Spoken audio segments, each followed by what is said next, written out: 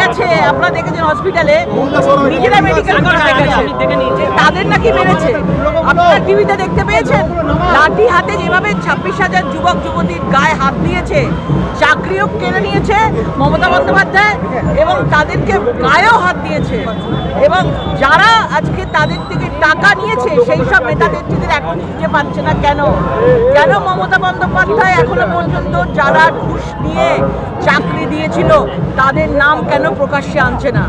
আমরা চাই যে সকল চাকরিহারারা যারা রয়েছে, যেখানেই যারা টাকা দিয়ে যাক না কেন, তাদের যখন সব চলে গেছে আমার মনে হয় তারা নামগুলো প্রকাশ করুক।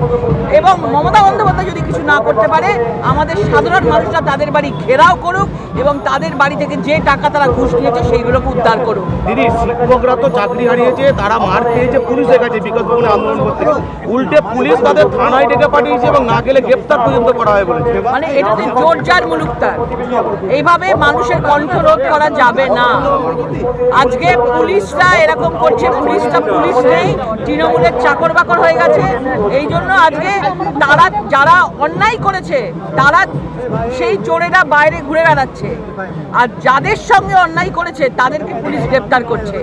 এই বাংলা সারা দেশ যখন আগে চলছে, এই বাংলা তার উল্টো দিকে চলছে। এর পরিণতি মমতা বন্দ্যোপাধ্যায়কে একদিন ভুগতে হবে এবং খুব তাড়াতাড়ি সেই দিন এসছে যেদিনকে ওনাকে সিংহাসনচ্যুত করা হবে। ভগবানপুরে কথা বলছে সিপিআই দল, যেমন মাঠে নেমেছিল সিপিআই, তারা ভারতের বিরুদ্ধে কথা বলছে। আপনারা আপনাদের পক্ষ থেকে কি ভাবছেন? খুব ভালো হয়েছে যে মানুষ দেখতে পাচ্ছে, ফিল্টার হয়ে যাচ্ছে দেশের মধ্যে থেকে কোন পার্টি দেশের বিরুদ্ধে কথা বলছে, কোন কোন লোক দেশের বিরুদ্ধে কথা বলছে, তাদেরকে গ্রেপ্তার করা উচিত।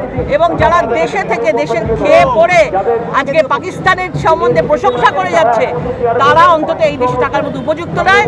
মানুষ এদেরকে মানে উখাড়কে ফেক দেবে। শিক্ষকদের আন্দোলনে স্কুলের সংস্থা তাদের শিশুদের নিয়ে আসা হয়েছিল বলে শিশু শিক্ষা দপ্তরের নজরে, শিশু সুরক্ষা কমিশনের নজরে এসেছে এবার যে চাকরিহারাদের যে আন্দোলন, সেই আন্দোলনে শিশুদের নিয়ে আসা হয়েছে। শিশু সুরক্ষা যে কমিশন, তাদের নজরে এবার এই চাকরিহারা শিক্ষকদের যে আন্দোলন। কি করবে তারা? যাদের মায়েরা ছোট ছোট বাচ্চাদের নিয়ে তাদের কাজ হারিয়েছে, ছোট ছোট কোলের বাচ্চা রয়েছে, বাচ্চাদেরকে কোথায় রেখে যাবেন? লজ্জা করছে না বলতে? যে সকল লোকেদের চাকরি চলে গেছে সেই শিশুদের কথা ভাবো, সেই পরিবারের কথা ভাবো। 26,000 যুবক যুবতী মানে 26,000 পরিবারকে হত্যা করেছে। সেই শিশুগুলোকেও অ্যাকচুয়ালি ইনডাইরেক্টলি উনি হত্যা করেছেন।